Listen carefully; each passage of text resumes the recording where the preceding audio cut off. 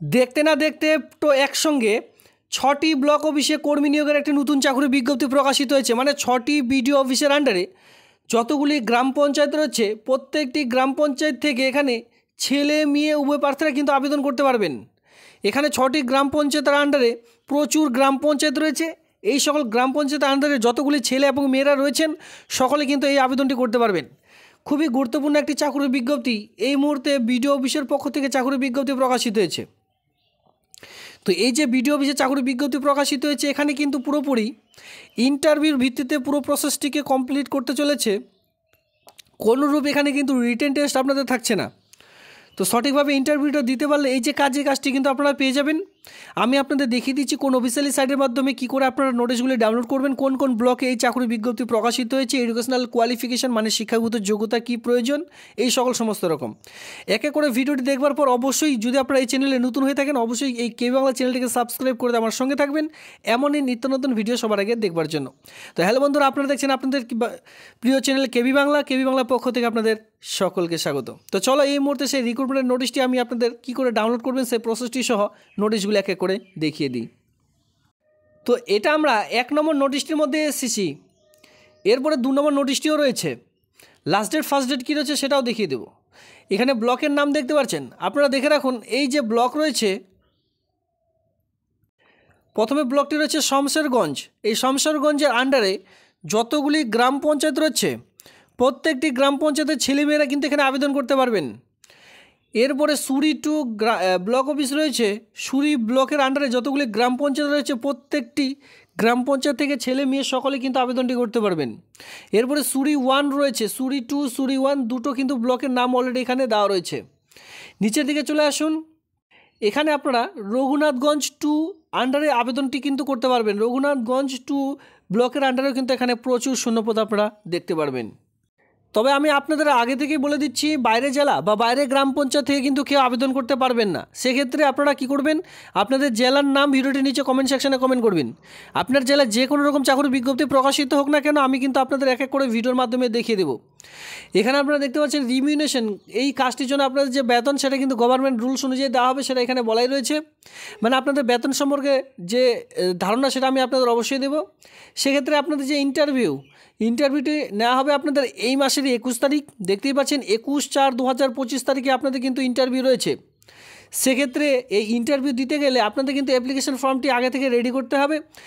সমস্ত রকম educational qualification থেকে শুরু করে আপনাদের যদি কোনো রকম এক্সপিরিয়েন্স থেকে থাকে experience certificate, Aadhaar card, voter card, caste certificate, এই সমস্ত রকম কিন্তু আগে থেকে রেডি করতে হবে। সেলফ অ্যাটাস্টেড করে জেরক্স কপিতে সেলফ অ্যাটাস্টেড করে রেডি করে রাখতে হবে। সঙ্গে অরিজিনাল তো অবশ্যই দেখাতে হবে। ইন্টারভিউর দিন আপনাদের সবার প্রথমে ভেরিফিকেশন করানো হবে অরিজিনাল ডকুমেন্টস, যেটা স্ক্রুটনি বলা হয়ে থাকে।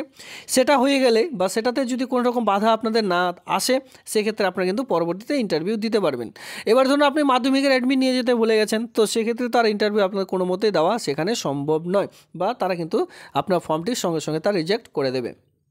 তো অবশ্যই ডকুমেন্টসগুলি দেখে শুনে একবার অবশ্যই চেক আউট করে তারপরে কিন্তু ইন্টারভিউ দিন যাবেন। এবার ইন্টারভিউ যেটা শুরু হবে সেটা কিন্তু 10টার সময়। সেক্ষেত্রে আমি আপনাদের বলবো অবশ্যই আপনারা কিন্তু সেখানে 9টার সময় উপস্থিত থাকবেন। কোন অফিসে সেটা এখানে আপনারা দেখতে পাচ্ছেন, সাব ডিভিশনাল অফিসে মানে এসডিও অফিসে কিন্তু আপনাদের ইন্টারভিউটি নিয়োগ করা হবে। সেক্ষেত্রে এসডিও অফিসেই উপস্থিত থাকতে হবে। দেখুন এটা হচ্ছে সেই অ্যাপ্লিকেশন ফরম্যাট। এই ফরম্যাটটিকে আপনাদের কিন্তু সবার প্রথমে প্রিন্ট আউট করে নিতে হবে। প্রিন্ট আউট করার পর এখানে দেখতে পাচ্ছেন নেম অফ দ্য ক্যান্ডিডেট, আপনার নাম এখানে বসিয়ে দিলেন। এরপর আপনার ফাদার্স নেম, এই যে ঘরগুলি ফিল আপ করবেন প্রত্যেকটি কিন্তু ব্লক লেটারে ফিল আপ করবেন, ঠিক আছে? ব্লক লেটারে কিন্তু ফিল আপ করার চেষ্টা করবেন। এরপরে দেখতে পাচ্ছেন যে date of birth, date, month, year, এক এক করে ডেট, মান্থ, ইয়ার বসিয়ে দিলেন। এজেশন বলা হয়েছে 1/1/2025 অনুযায়ী টোটাল বয়স কত সেটা বসাবেন। এবার ভিডিও শুরুতে বলেছিলাম মেল ফিমেল সকলের জন্য, সেক্ষেত্রে মেল হলে মেল ঘরে ক্লিক করবেন, ফিমেল হলে ফিমেলের ঘরে ক্লিক করে এখানে জাস্ট আপনারা লিখে দিলেন মেল, অথবা যারা ফিমেল লিখবেন। মোবাইল নাম্বার খুবই গুরুত্বপূর্ণ, আপনার যে মোবাইল নাম্বারটি রয়েছে সেটা এখানে সঠিকভাবে পরিষ্কারভাবে বসাবেন। এরপরে ইমেল আইডি বসিয়ে দেবেন। এরপর দেখতে পাচ্ছেন নিচের দিকে আসলে এখানে আপনারা দেখতে পাচ্ছেন যে আপনার যে প্রেজেন্ট অ্যাড্রেস, পার্মানেন্ট অ্যাড্রেস সমস্ত এক এক করে এখানে বসাতে বলা হয়েছে। সবার প্রথমে ভিলেজ বসালেন, এরপরে পোস্ট অফিস বসালেন, পুলিশ স্টেশন, এরপর আপনার ডিস্ট্রিক্ট, এরপর আপনার পিনকোড নাম্বার সেমভাবে এখানে কিন্তু বসাতে হবে। এখানে সেম ডু করে দিলে হবে না, প্রত্যেকটি কিন্তু ফিল করতে হবে। যদি পার্মানেন্ট অ্যাড্রেস সেম হয় সেক্ষেত্রেও কিন্তু আপনাদের পুরোপুরি ফিল করতে হবে। এরপর একাডেমিক কোয়ালিফিকেশন, যতদূর আপনাদের কোয়ালিফিকেশন রয়েছে এক এক করে বসাতে হবে। প্রথমে মাধ্যমিক যে বোর্ডের আন্ডারে পাস করছেন, স্কুল বোর্ড যেটা বলে থাকি, এখানে ফুল লেখার প্রয়োজন নেই, ফুল স্টপ বি এভাবে করে আপনারা কিন্তু দেবেন, যেটা WBBSE West Bengal board of secondary education, যারা বিশেষ করে ওয়েস্ট বেঙ্গল বোর্ডের আন্ডারে করবেন, স্কুল বোর্ডের আন্ডারে, আপনারা কিন্তু এইভাবে করে শর্ট ফর্মে বসিয়ে দিলেন। এবার এখানে বলা হচ্ছে মাধ্যমিক কত সালে পাস করেছেন সেটা বসিয়ে দিলেন, কত পার্সেন্টেজ মার্ক নিয়ে আপনি পাস করেছেন সেটাও কিন্তু এখানে বসিয়ে দিতে বলা হয়েছে। এরপরে দেখতে পাচ্ছেন HS কোয়ালিফিকেশান কী রয়েছে, কোন বোর্ডের আন্ডারে পাস করেছেন, কত সালে পাস করেছেন, এরপরে কত পার্সেন্টেজ মার্ক নিয়ে পাস করেছেন, এভাবে করে graduation, post graduation, BEd, others যতদূর কোয়ালিফিকেশান রয়েছে আপনারা কিন্তু চাইলে বসাতে পারেন। নিচের দিকে দেখুন আর তেমন কিছু নেই, এখানে জাস্ট ডেট প্লেস দিয়ে আপনাদের কিন্তু এখানে ফুল সিগনেচার করে দিতে বলা হয়েছে। এখানে আপনার নামটি ঠিকভাবে দিলেন, আর এই ফর্মটির সঙ্গে যাবতীয় ডকুমেন্টস একসঙ্গে কিন্তু অ্যাটাচ করে দিতে হবে। যেটা বললাম, সবার প্রথমে থাকবে আপনাদের এই ফর্ম, 2 নম্বরে থাকবে আপনাদের মাধ্যমিকের অ্যাডমিট কার্ড, 3 নম্বরে থাকবে আপনাদের যতগুলি কোয়ালিফিকেশনের সার্টিফিকেটগুলি রয়েছে প্রত্যেকটি সার্টিফিকেট, কাস্ট সার্টিফিকেট থাকবে, তারপর সর্বশেষে থাকবে আপনার কিন্তু আধার কার্ড, ভোটার কার্ড, এই কয়েকটি ডকুমেন্টস কিন্তু আপনাদের সেলফ অ্যাটাস্টেড করে এই ফর্মটির সঙ্গে অ্যাটাচ করে দিয়ে তারপরে ফর্মটি জমা করতে হবে। এরপরে আপনারা কিন্তু 29 তারিখে আরেক কপি জেরক্স নিয়ে সেখানে কিন্তু উপস্থিত থাকতে হবে ইন্টারভিউর দিন। এবার এখানে আমরা চলে আসবো সরাসরি পোস্টের নাম। দেখুন নেম অফ দ্য পোস্ট, এটা হচ্ছে আপনাদের এখানে দেখুন, তাহলে বুঝতে পারবেন গেস্ট টিচারের জন্য walk and interview for the guest teacher. Guest টিচারের জন্য এখানে দেখতে পাচ্ছেন যে মডেল স্কুলগুলি রয়েছে, যে ব্লকের আন্ডারে দেখিয়ে দিলাম, এই সকল ব্লকের আন্ডারে দেখতে পারবেন গভর্নমেন্টের স্বীকৃত যে মডেল স্কুলগুলি রয়েছে, বিভিন্ন রকম স্কুলে এই সকল চাকরি বিজ্ঞপ্তি প্রকাশিত হয়েছে, গেস্ট টিচার নিয়োগ করতে চলেছে। এখানে দেখতে পারবেন কোন কোন বিষয়ের উপর, geography, English, life science, history, mathematics, এর সঙ্গে ইংলিশ দেখতেই পাচ্ছেন, ঠিক আছে।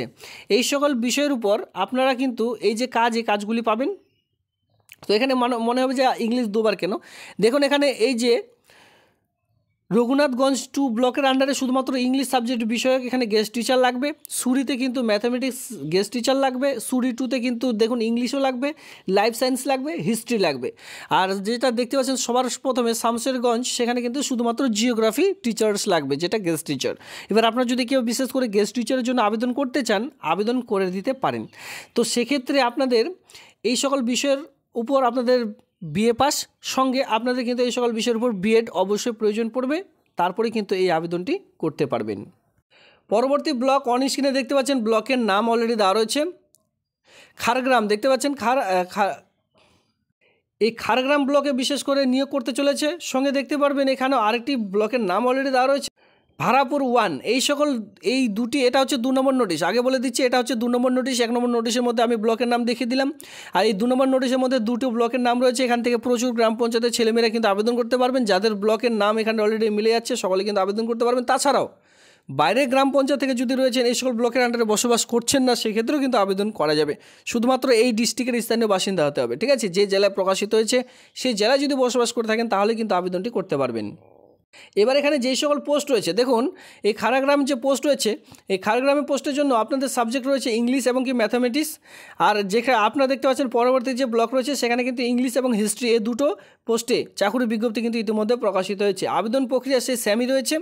এখানে দেখুন আপনাদের অবশ্যই মুর্শিদাবাদ ডিস্ট্রিক্টের স্থানীয় বাসিন্দা হতে হবে। যে 2টো নোটিশ দেখিয়ে দিলাম, এই 2টো নোটিশেই যদি আপনারা মুর্শিদাবাদ ডিস্ট্রিক্টে যে কোনো জেলায় বসবাস করে থাকেন তাহলে কিন্তু আবেদনটি করতে পারবেন, কোনো অসুবিধা হবে না। সেক্ষেত্রে 65 ইয়ার্সের মধ্যে আপনাদের যে বয়স সেটা কিন্তু হতে হবে, মানে ঊর্ধ্বতম বয়স 65-এর মধ্যে থাকা বাধ্যতামূলক।